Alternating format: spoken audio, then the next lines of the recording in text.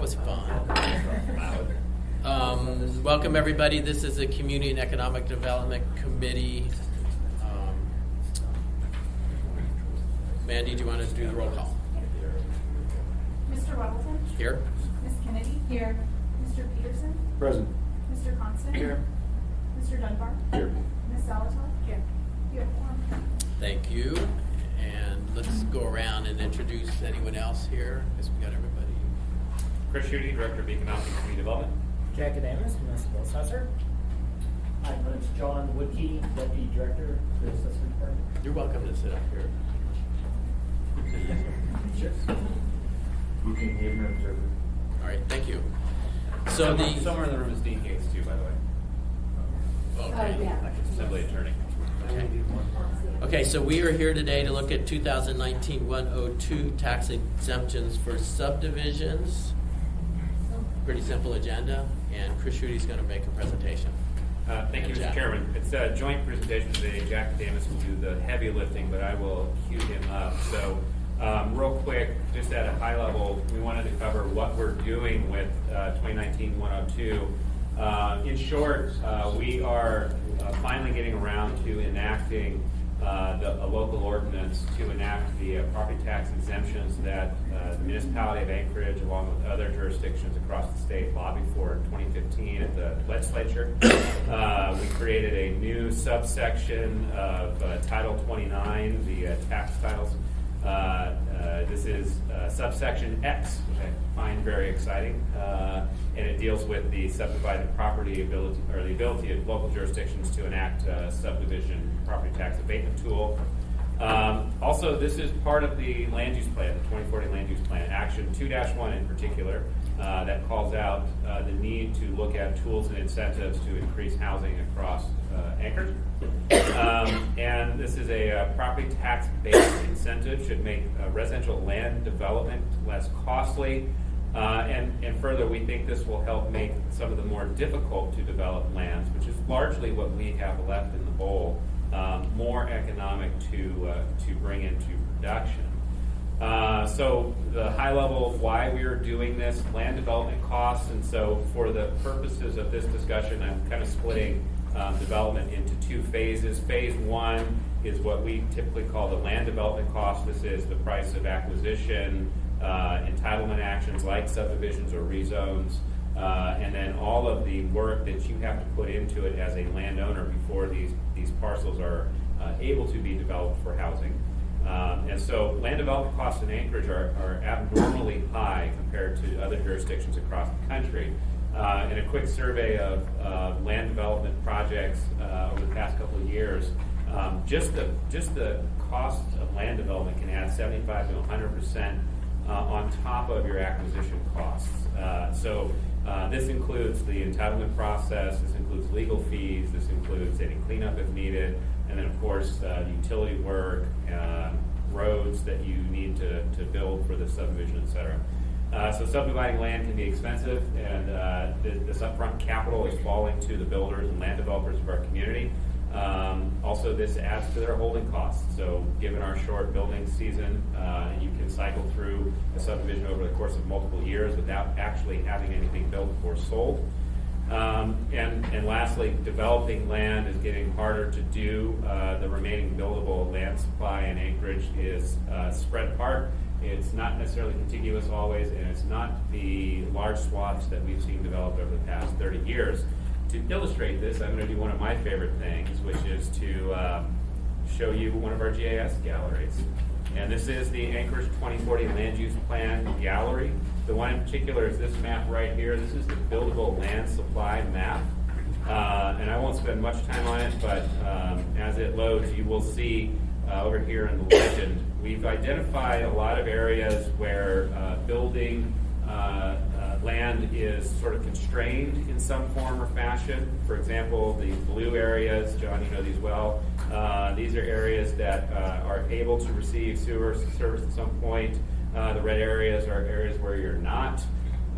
There's some land use commitments that also further constrain buildable land in Anchorage, and those are identified here.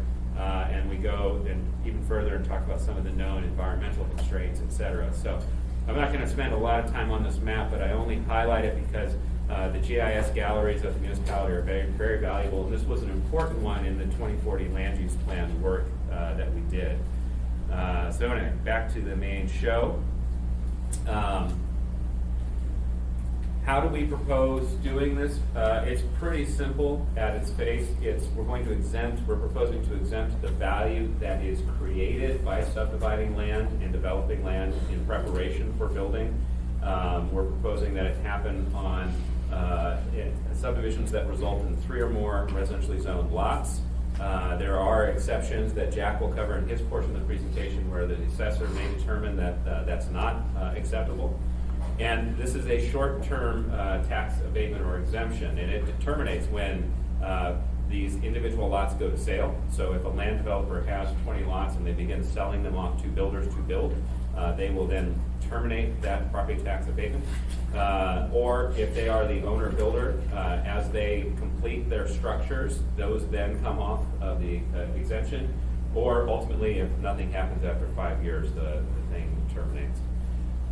So that's what's contained in the ordinance at a very high level. I think part of understanding the terms that are in the ordinance comes from Jack's show, which is about to start, and that's largely going to be about how this actually gets implemented and executed. So I'll turn it over to Jack Davis, the municipal assessor. Yeah, okay, thank you. So, I think most of you have seen me before. I'm Jack, and I'm the municipal assessor. And largely what we do as property appraisal, we do really 2 things in an overly simplistic thing. We value property and we administer exemptions. So this would certainly fall under our lap to administer, and I just wanted to go a little bit into the details of how we would administer this exemption. So the first thing that I wanted to talk about with this is we did, like Chris said, we did talk about what we're trying to exempt. We really are trying to exempt the value that's created from the subdivision. So the AEM of 550-2019, I'm going to use that example, so that is something that was handed out before. In the example, we have $40 million for a single parcel. And so the assessed values can see $40 million. And the first question that really comes up with this is really how are we going to find out what that value is that was created from the subdivision? So really that's the first question about that. So this is really how it would go. You have the original parcel of 40 million. It turns around that they subdivide the parcels. And so within that subdivision, we have tract A, tract B, lot 1, lot 2, and then you have the Railroad Prosperity Avenue. And so with that, what we would do then is we would sum up the values of all these tracts.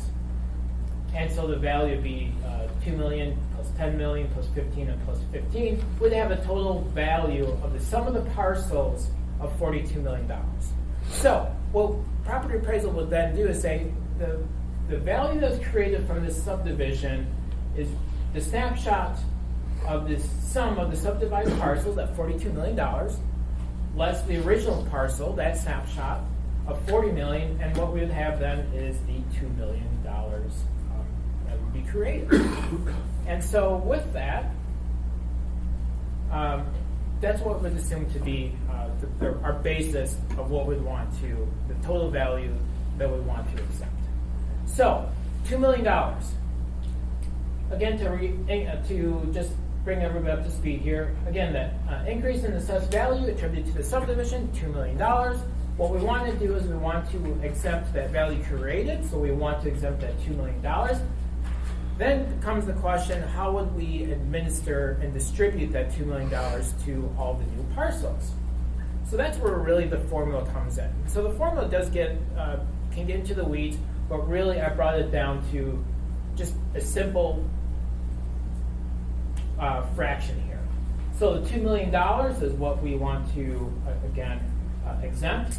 The sum of the first assessed value of each lot and tract, again at $42 million, that equals 5%.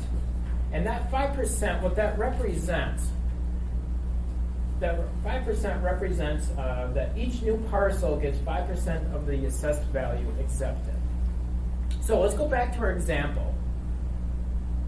And here's the example when it's already now subdivided. And so we have, again, the assessed value. I'm looking at tract A right now as an example, just walking you through. Assessed value, $2 million.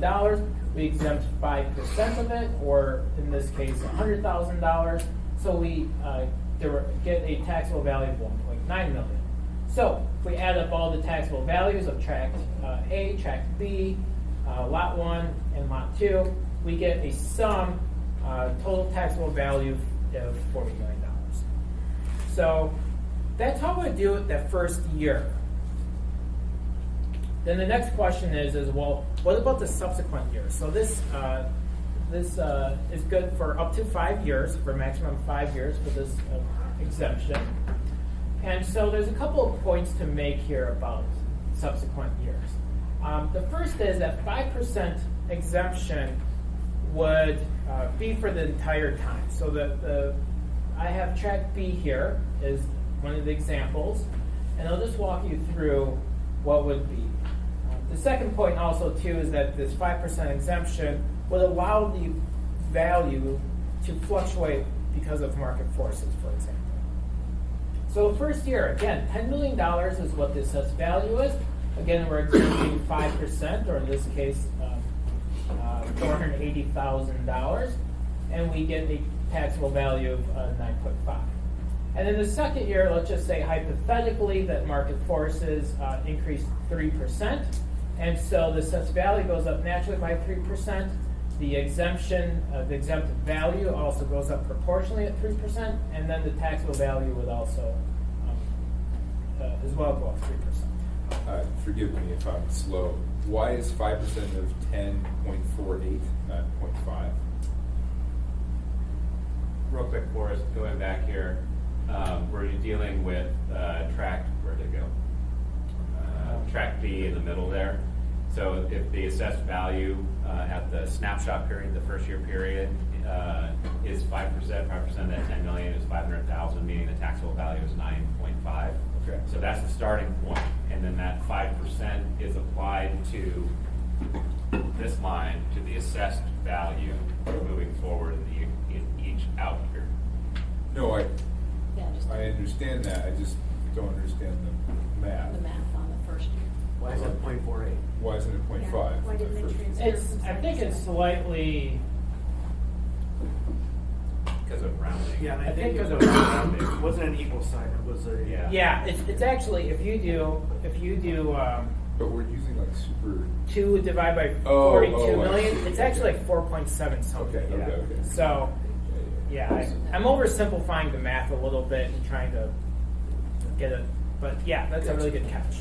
Since we're asking questions about the model, practically speaking, if I might, Mr. Chair, how many large tracts of $42 million value do we actually have out there still?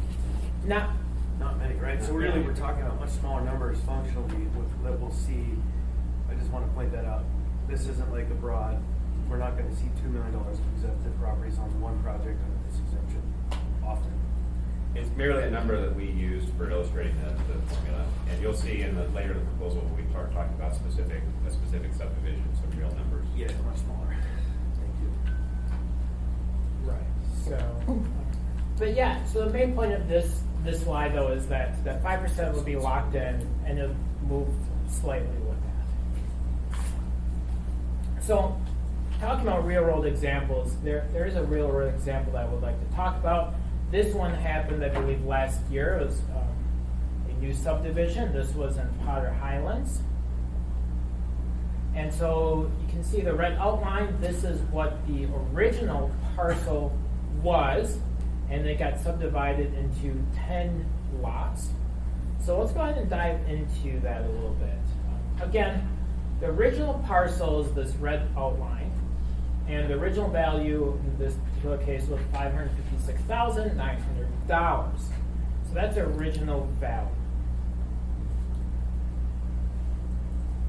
And then we have the subdivider came in, subdivided the lot, brought in infrastructure, and now we have each lot here, we have the new assessed value because of that. And so with that, now we have, for example, the one on the bottom left, 207,000. So they're all in the 170 to 200,000 ranges for the smaller lots, and there's a leftover large tract of 473. So again, a total of 10 new lots, and the sum of the new assessed values for the new lots is now $2.1 million.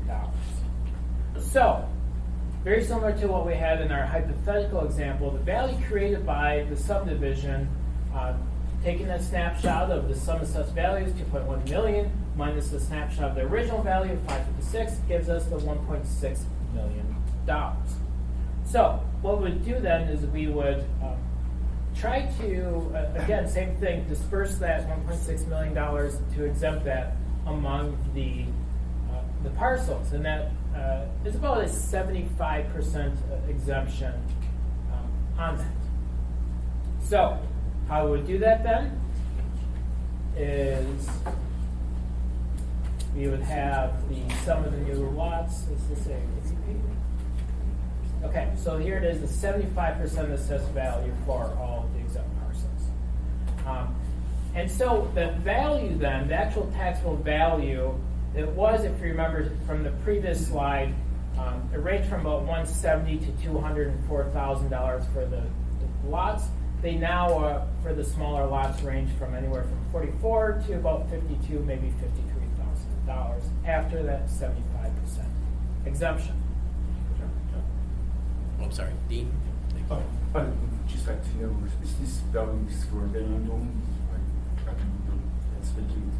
The original parcel is vacant land, after the subdivision now, so.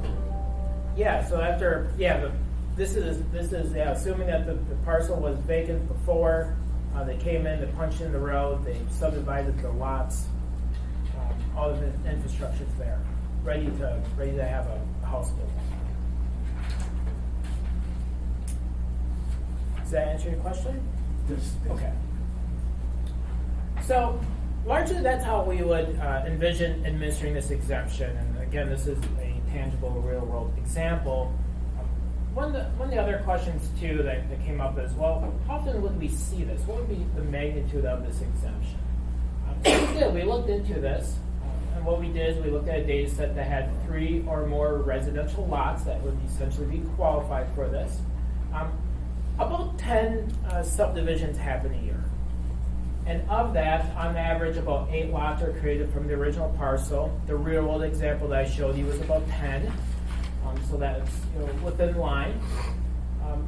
From about 2016 to 2019, we counted about 328 lots that were created from an original lot. Again, 3 or more residential lots. Judge, Mr. Chair, if I might. Yeah, please. So you have the number of lots, but do you have the number of kind of mother lots, for lack of a better phrase, or parcels that those were divided from? How many projects? You said about 10 a year. 10. Yeah. So I forget the total. I think it's like 41 total lots that were Right, so that's super helpful to understand the value, because you're taking 40 units of land and turning them into 328 functional units of land. That's a good value. Well, if you had 41 parcels and you divided them into 328 lots, that's a substantial increase in buildable land. Well, I think I'm following you. An easier way is in this hypothetical, or not hypothetical, this typical year snapshot. If you're taking 10 parent lots and then on average subdividing each of those into 8 more, you're talking about 80 new lots created by this. Per year. Per But if year. that's an actual number, 328 lots. Over a 3-year period, From yeah. 40 lots, or 41, or some other number, that just gives you a good sense of scale. It's important. This is a good project. Of course. well, I wanted to, intuitively I understand what you're doing, and I think I agree, but I do want to sort of ask one last question, and that is, so I know that subdividing doesn't alter the underlying zoning, right? You don't change the zoning when you subdivide. But let's say you have a parcel that is R4, something you could build multifamily housing on. I have an interest in building more multifamily housing. We seem to have a bias in the city of always trying to build single-family homes, but there is a shortage of new multifamily housing, which is where most of the people in my district actually live. So what I'm worried about is, do you ever have a case where you have a relatively large lot that can be used to build an apartment building, for example, but rather than do that, they divide it up into several, like 4 or 5 single-family home lots? Does that ever happen because of this kind of thing? I would be surprised because you're talking 2 different underlying zonings, and I don't know. I mean, Well, you can't build it would depend on the economics of it. Right. Well, you can't build multifamily in R1, but I assume you can build R1. You can build single family in R. You can't build single family in R3 or R4 anymore, even if you subdivide it. That didn't change. Yeah. You're On the forbidden R4. from building a lower density. You can't build a single family. But at the end of the day, the more important question is the economics of it. And I think I understand your question correctly, Mr. Dunbar. Are we You're asking, incentivizing? Are we tipping the scale economically so that what could be a viable multifamily project will now be a single family project? Yes. I think not. You certainly, we've got a couple of 3 land developers in the room. You could certainly ask that question too. But I believe the answer would be no.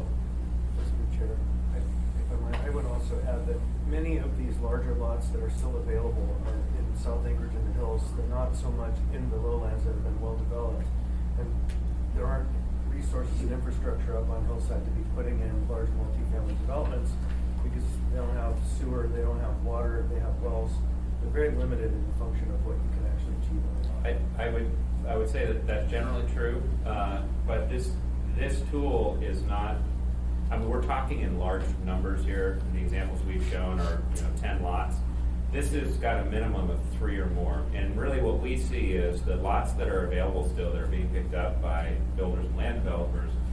They're not going to be these large, typically large 30-lot subdivisions. They are. I found 6 acres in this secluded part of Lake Otis and 68th, and I want to make 4 houses out of it. So, we see, I think this is a tool that will be valuable across the bowl, and it can potentially take hard or uneconomic to develop land into production, and it's not going to simply be a hillside or Eagle River subdivision tool. That certainly, they are applicable, but I do think that this is usable throughout the bowl because of the 3-unit threshold that's been placed on it. Quick follow-up then, does this apply to the unit lot subdivision? To the unit lot subdivision, 4 units, Seth wanted to do 4 on 1 lot. I don't see why it wouldn't. Interesting, Yeah. thank you. So there's a very urban potential. Can you go to Meg? Kind of going back to what land we have available that this might apply to, do we know what the zoning of that is? I guess I would be curious to know so that we can see if any of it kind of falls into what Mr. Dunbar was asking, or has that potentiality for higher density. So that question is a good question, and it's actually one that we got from Mr. Welton, which is, why not craft an incentive tool that kicks in when a land developer is then going to build to the maximum allowable density of the given underlying zoning? And that's certainly something worth discussing. I do think it'd be interesting to hear from the builders and developers in the room first on their thoughts on that. But specifically to your point about looking at the buildable land supply and what is the underlying zoning, that's a very lengthy exercise, but I'm going to point you to the GIS map that I showed earlier, where all of that information is available and you can dig into it if you'd like. Largely speaking, though, the buildable land supply in Anchorage spans multiple residential zoning types. It's not any one particular. Great. If there's a way to do a filter on that for the zoning, and you could show me how, that would be fantastic, because I find the GIS maps baffling. Okay, I'm happy to do it. Of course. Yeah, so I just want to go back to the hypothetical example you just gave, Lake Otis and 68th or somewhere in that area. So why wouldn't this encourage someone? So let's say they had that parcel and they could build 2 fourplexes on it, but instead they're like, well, if I subdivide it like this, I could build 4 single-family homes. make as much or more money. You're sure we're not disincentivizing the triplexes, the fourplexes, and the apartment buildings? So the incentive is based around this concept of you're creating value when you subdivide properties because you have to put money into the land to make it developable in the long run. And so I guess a roundabout way of answering your question is that each parcel will have different economics, but if you already have to build utilities and you already have to provide a road into the property, and you're adding up all of these things, this is the kind of tool that can make those parcels developable. Now the question of, well, why not just do one fourplex on that lot and call it good? That may not be the maximum utility of the total square footage. Yes, it's a fourplex, so it's a more dense development, but if that's all you're building on what could be a 3, 5, 6 acre lot, that would be kind of a lost opportunity. Well, my assumption would be that fourplexes and threeplexes only be slightly larger than single family. So perhaps you could get 2 fourplexes into where you could get 4 single families, something like that. So in Jack's example, let me find it real quick. In this example, there's nothing saying that a developer couldn't go through what I think would probably be a lengthy and maybe not economic process of proposing to subdivide the land and then rezone, say, tract A or tract B to be a higher density, provided it fits with what's around it. So these could still be, theoretically, these could be single-family homes or duplexes, and this could be a fourplex. This tool does nothing to determine that outcome, other than say the act of doing all of this and building utilities and roads, et cetera, adds value to land that's undeveloped, and we think that this is a good tool to get that land developed. The individual economics of any given project, fourplex, single family, et cetera, will be case by case specific, and I think investor specific too. Yeah, and I think I agree with you in the concept that we would be wise to be careful not to limit opportunities for multifamily developments. But I also think that if that's an area we want to explore incentivization, we should pick that up as a specific project and not bar this effort because of that kind of thinking, because this will help development happen. It doesn't matter what the end up product is, because this is going to help put in the infrastructure that's essential to any development. And so I agree that we should come up with some projects or incentives. And it's just like we did with that Devonham project recently. We do work to create those units when the developers come to us with their ideas. Yeah, and through the chair, they're much like the downtown exemption was very specific to one outcome. This is very specific to a different type of outcome or product. We are currently working with the 7-member Quinn Davidson on something related to multifamily housing. So we're treating these individually, and there is some overlap. This is just the latest in the queue, and it's not the last by any means. All right, thanks. I have, how much longer is yours? I got one more slide that Okay. addresses one final Let's go through question. that, and then I think we can hit some of these. So I want to continue this topic, but let's Okay. finish. So the final question, at least from the perspective of property appraisal, that is within the ordinance that's proposed, it states that except where the assessor determines a good cause to do otherwise, the formula of how to calculate this exemption shall be this. And so I really just wanted to address that of really, what is that good cause and when would we deviate from that published formula? Largely, I just wanted to recap what we're trying to do with this is we're trying to exempt the value that's created from the subdivision. And so here's just a hypothetical example of where we might do it. And largely what this would be is if a developer would take more than 1 year to create the subdivision and finish it up. So here you've got a hypothetical example where we got the original parcel value is 1.5 million, and then the subdivider comes in and says, I'm going to subdivide, and in the first year they divide the lots. And so we would increase the value. The value created was about $600,000, hypothetically here in year 1. And then the second year, they, for whatever reason, they finish up and they start to bring in the actual road, the infrastructure, utilities, everything that actually makes these saleable and desirable. And kind consequently, the value created in year 2 was about $3 million. So the total value created from the subdivision is $3.6 million. So that's really the intent of this ordinance. That's what we want to try to exempt. The way that the formula is, it would be based off of a 29% exemption, which is based off of a snapshot of year 1 value created. However, what we would do is we deviate from that year 1, and we would try to exempt the total $3.6 million, which would end up being a 71% exempt off of the assessed value.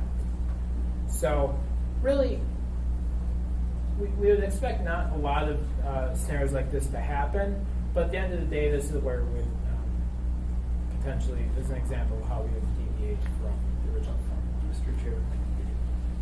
Go ahead, Chris. Thank you. So in past administrations, I've had the experience where you had a kind of a 7th or 8th floor resistance to the implementation of an abatement or exemption or something of this nature.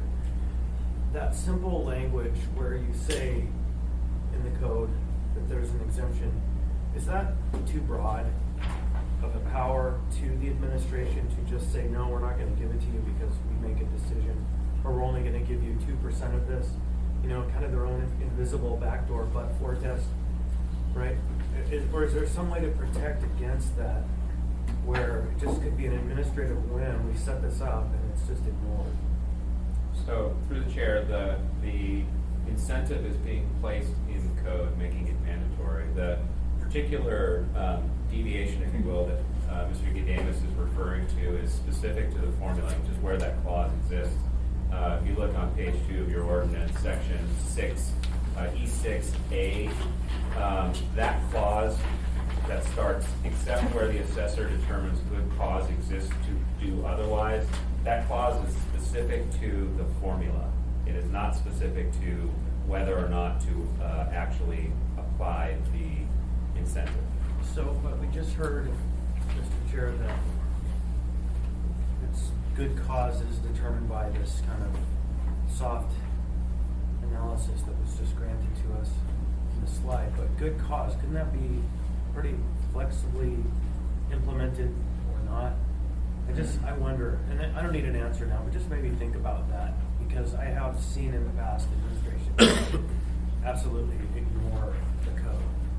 So I think, again, Constance, to your point, the incentive in the tax abatement is mandatory. It's in code. The only provision that has any discretion is how to apply the formula. And Mr. Gadamus' example of a multi-year subdivision is one meant to illustrate how strict adherence to the formula in code would only net a $600,000 increase in value, therefore incentive. But really, the bulk of the work for land development happens in that year 2 for whatever reason, and would add substantial value to that property that otherwise wouldn't be developable. And that's the type of deviation that he's highlighting is if we stick to strictly interpreting the code provision, they would only receive that $600,000 recognition. We really need to be able to apply the $3.6 million recognition. I understand that. I just think that you could cut an onion into an infinite number of slices and come up with different answers depending on who's sitting in the chair. And so I'm going to think on that some. Thank you. Meg?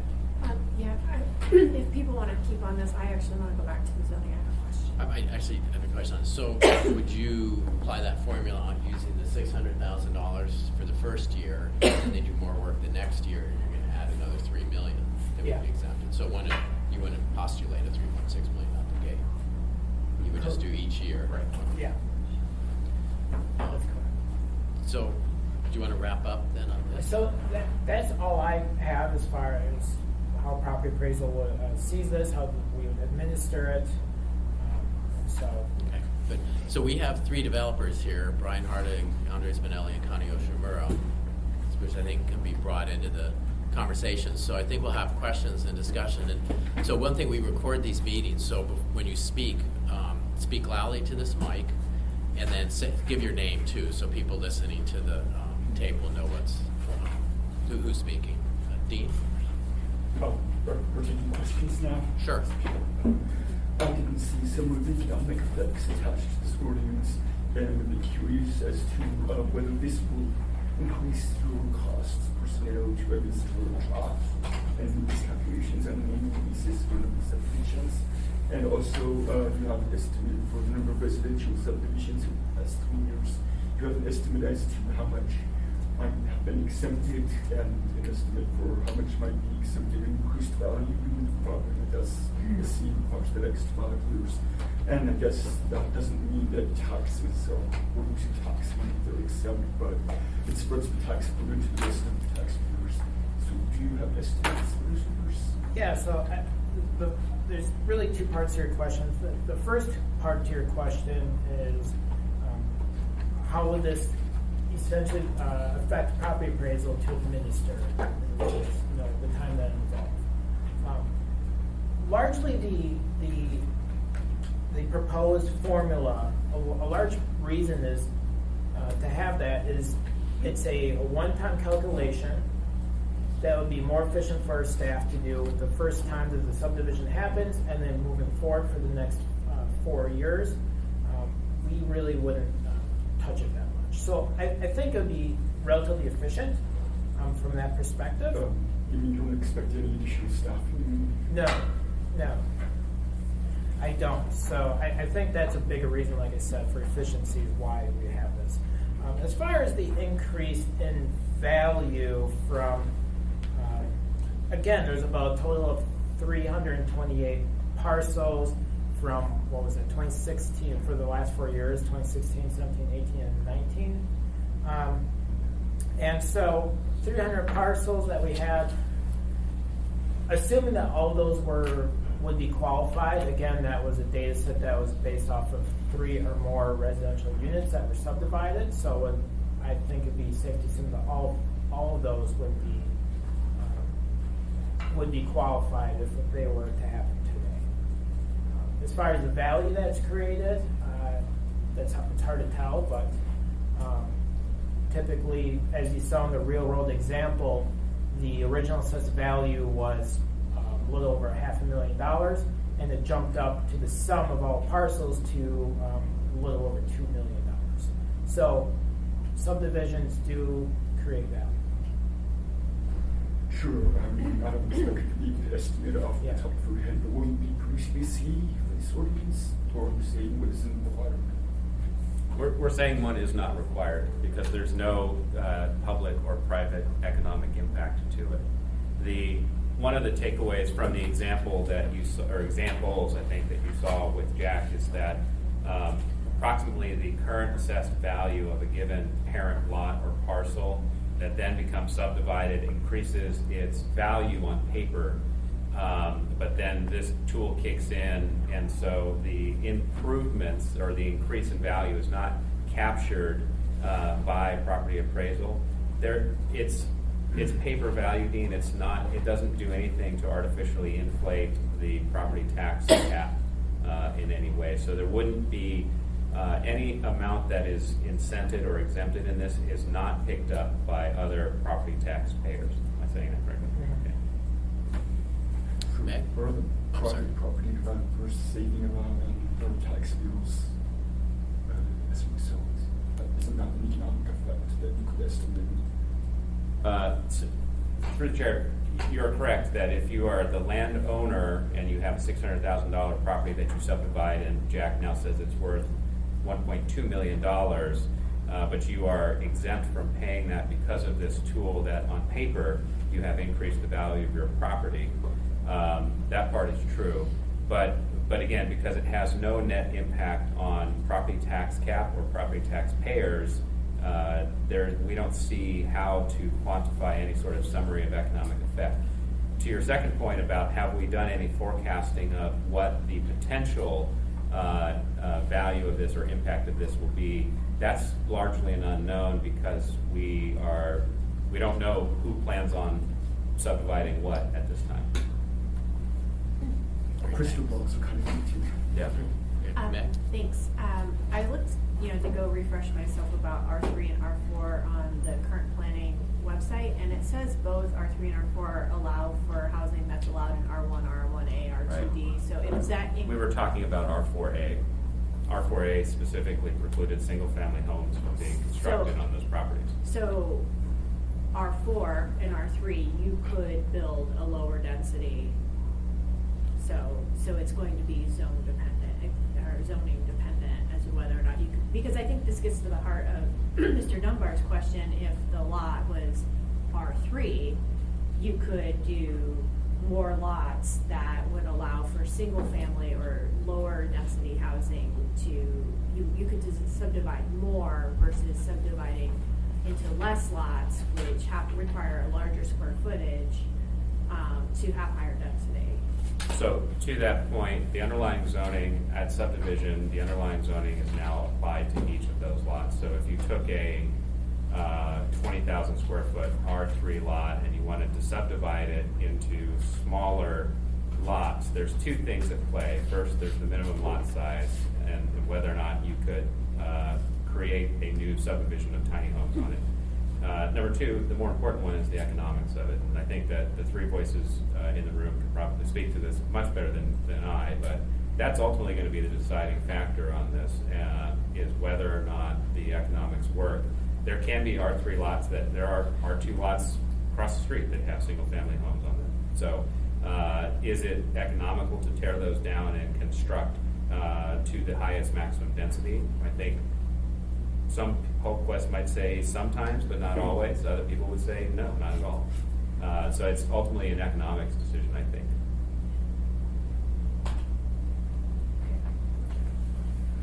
Pete? Thank you, Mr. Chairman. And I was just going to piggyback a little bit on Dean's second question. And I mean, I understand the need to build additional housing. We're not keeping up with what the projected needs are, you know, in the next 20 years or whatever. But I do think the average homeowner is going to see this as them subsidizing rich real estate developers. And so we have to figure out a way to get to educate the property tax payers enough so that they don't think that some people are getting a really great deal and they're having to foot the bill. Because I can already hear the phone calls in my mind right now. And so I don't know what the plan to get the word out is, but that's something that I think is going to have to be looked at.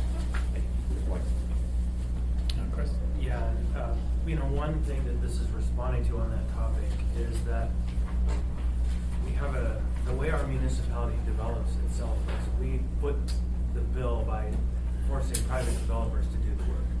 And so they're putting in our roads, they're putting in our sewer and water lines, they're putting in all of our infrastructure.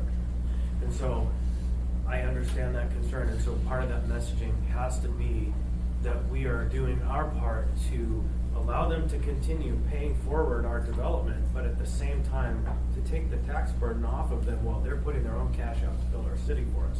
Because that's actually what's going on here. It's not like they're putting out a bunch of money that's just turning into profit. This is about, while they're investing in our infrastructure, them not being taxed on our burden on them. And so part of that messaging needs to really target in on that.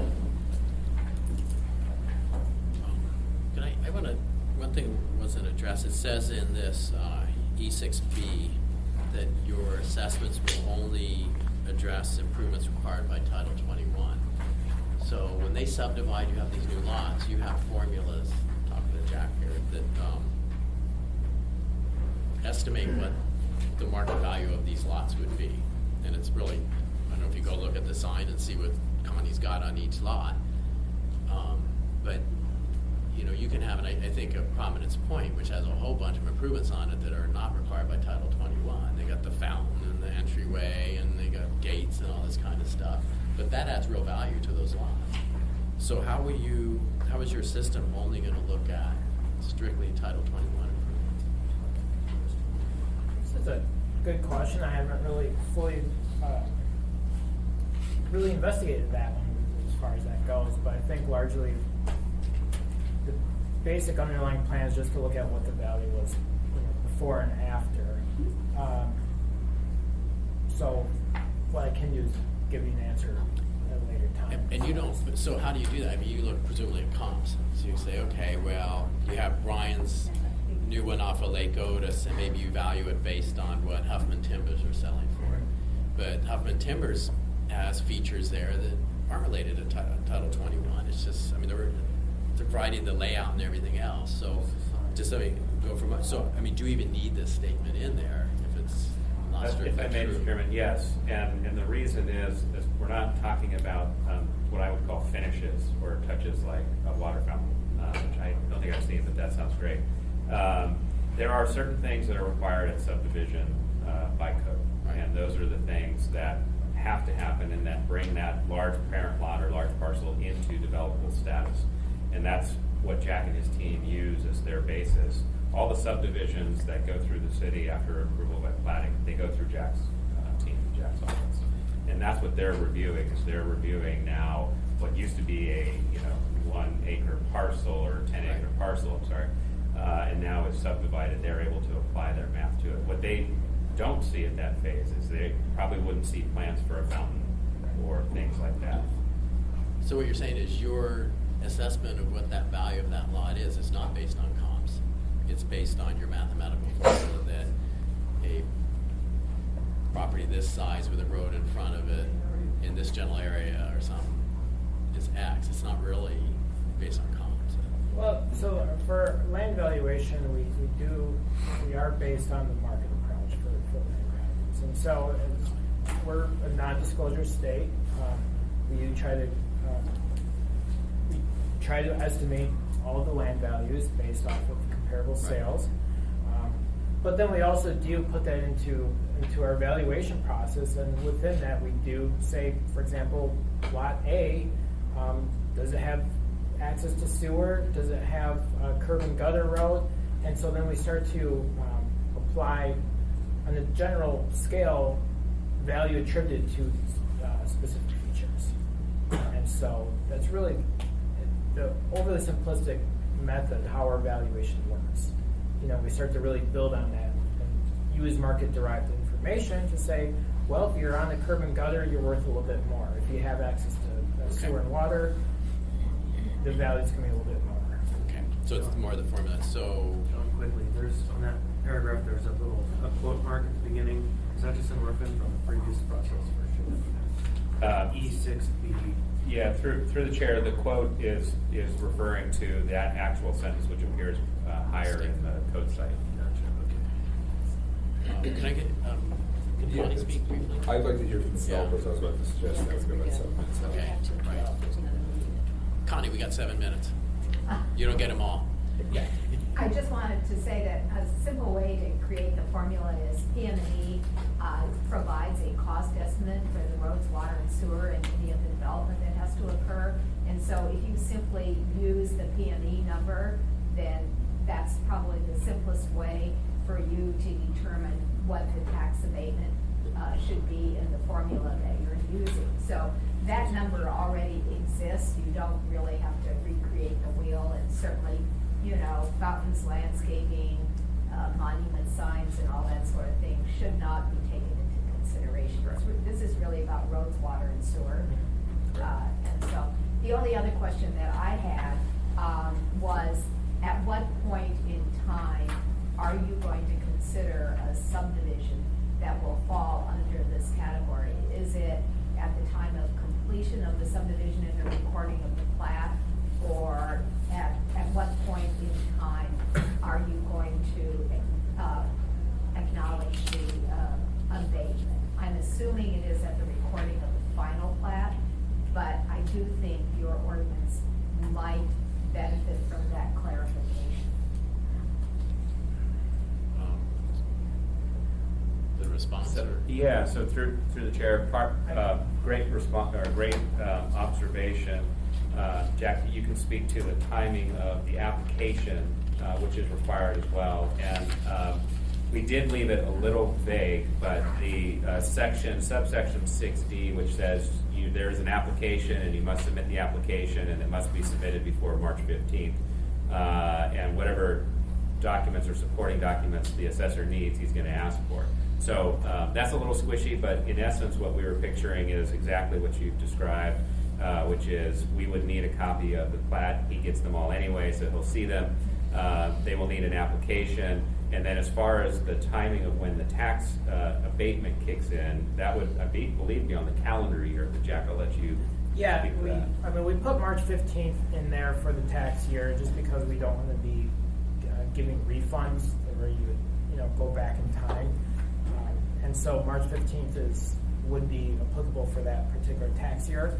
As far as when we would want this to happen, we would envision that really we'll be looking at the two snapshots. You'd have to have the lots subdivided and legally, like you said, with the new plat in order for us to do anything, because really that's the whole underlying premise of this exemption is it has to be at least 3 or more new residential units. Overall, though, I think from property appraisal's perspective, it's a pretty straightforward exemption where there's not really many requirements. I mean, most of the stuff, as Chris just mentioned, we already have. We get that. We're seeing these subdivisions coming through anyways. Does that at least help? I think Brian had his hand up too. Go ahead, Real quick, Chris. is there a natural time in the year when these plats tend to be done that makes sense for that timeline to mark? Because if March 15th isn't the right time, or if it's all year long, I don't know. But I know a lot of building cycles try to get it done so you can get shovels in the ground. Anyone? It's all year round. Okay. What's your name? Brian Hartman. Sorry, I work for Holquist Homes. Depends when we purchase the parcel, when it becomes available, how quickly we can get it to platting. And these are popping in all times of the year. And then one other point, it's probably minuscule in the analysis, Chris, but the first 2 years that we have the roads, water, and sewer, they're able to provide services to the homes and everything, but the city's not on the hook to maintain those. The developer is responsible 100% for the first 2 years upon final inspection of those improvements, and then we warrant them for 2 years after that. So if we could sell it to the public, it's really, those first 2 years aren't really costing the city to maintain, or and it's probably marginal, nominal numbers, but it's something. It is. It's valuable. And Mr. Chairman, if I could, to his earlier point to Mr. Constant's question, the March 15th date is tied to the application for a given calendar year. So to use an example that he's got, if he completes a subdivision and records the plat in November, he has until March 15th of the following year to turn in his application for this process to kick in. And I think that's the only time horizon that we're envisioning, is that because we do our assessments on an annual basis and our taxation on an annual calendar year basis, and March 15th, if I'm not wrong, is the due date for all exemptions, right? For residential and others. It lines up already with the workload that this department does for analyzing exemptions. Yeah, just on the same provision, if there's a triggering event, like a final recorded subdivided plat, I guess I would like that put in the language here, because then that would make it clear, like, what is the thing? We deal with land developers who do this a lot, but what if you're a new land developer and you want to take advantage of this? I think that would be really great to know, like, what is the thing you need to trigger this? There's the application, great, but all relevant information and documents is really squishy. So, if I may, through the chair, we agree, and we had similar squishy language, if you recall, in the downtown housing incentive. And what we did is, rather than hard coding it in case that changes ever, we actually, on the application form itself that Property Appraisal produces, it details all of the required submittals. I would envision that as the application, I don't think we've created one yet, but as the application for this is created, it would do the same thing. So, for example, if you visit the Property Appraisal website right now and you have an inquiry about the downtown housing incentive, it very clearly spells out everything that you're expected to submit. Okay, thank you. Okay, we have one moment. Can I ask a question of Brian? And before we break, I just need to say something. Go ahead. No, ask your question Okay. first. So we're talking about density, and should you require maximum density? And I know nothing about your thing on Lake Otis, except that I'm driving by and I see large lots, and my Right. heart drops. Mhm. I want 6,000 square foot lots there, as many homes as you can get. So I want to incentivize that. And I don't know, there may be other issues there, and I don't know, maybe they are 6,001 square feet, but, So they're but about large lot, three I don't times want that. size. What's that? They're about 3 times that size. And to me, that's horrible. I want, put some homes there. So we're talking, we want more homes, and I don't know if this incentivizes or decentivizes, but I said, oh, here's a great tool to incentivize Brian to make 6,000 square foot lots there. Why 18,000 square foot lots? So on that particular project, it was a matter of that the lots existed. They were platted in 1961, so it's a paper plat. Right-of-ways have already been dedicated, the lots have already been carved up. We're just going in and we're developing roads, water, sewer. And a lot of that too is the process to re-subdivide and go through that was scheduling. It takes a year and a half or 2 years, and it's a painful and expensive process. So this is something we wanted to get to market right away. The large lots do have increase in value. It's a rarity, as you pointed out, especially in that part of town. And so it's a balance between what can we sell them for and how quickly can we get these to market. And I want to tilt that balance to 6,000. How big are the Huffman Timbers lots? They're 50-foot wide lots, and they are approximately 6,000 to 7,000. About 6 or 7, and they sold like that. Anyway, sorry, go ahead. Well, Andreas. Go, Andre. I know we gotta I guess as far as like getting into max density, you have the building code, the fire code, and the traffic code. Those all kind of trump your density versus Title 21. So what's allowable by Title 21, Sure. you often can't reach because of fire and traffic and building concern. And similar to Mr. Dunbar's comments about, I don't see this incentivizing one housing style or another, although we do disincentivize multifamily housing, but it's not through Title 21 per se, it's more through building code and traffic code and other factors. So I would think that tying this to a maximum code allowed density might kind of make it less applicable. Okay, we got Chris and Dean in Yeah. zero time. And just a brief disclosure, Connie, of course, is my real estate broker, and this isn't specific to a project or a property. I don't believe it's a conference. It's a generally applicable ordinance to the code, and so I just want to put that on the record. Okay, thank you. Dean, wrap us up. Thank you. Real quick. So E6B, the definition for improvements made to the property necessitated by subdivision. I'm concerned that this too broad, where it says by Title 21 in this code, wouldn't it make more sense to say required by subdivision agreement under Title 21? Because I think that sometimes the improvements required relate to the actual use of the property, building, and the parking spaces required in commercial. I don't, through the chair. So the whole Title 21 seems to me a bit too broad. Through the chair, I don't know that I agree, but I would be happy to offline to look into it more deeply with you. I think that the language as it's written, while it seems overly broad, it encompasses all of the right things that happen at subdivision that may not always be captured in subdivision agreements. But happy to continue that offline and see if you agree or not. Okay, I think we got to close this out. Thank you for coming. We didn't have time to get you guys talking as much as we probably would have liked to. And what's the process now? We're just September 10th. Yeah, for those of you in the audience, this was sort of a substitute for a work session, I guess, and the item is on the September 10th agenda for public hearing approval. Are we down here? Yeah. It's a good ordinance.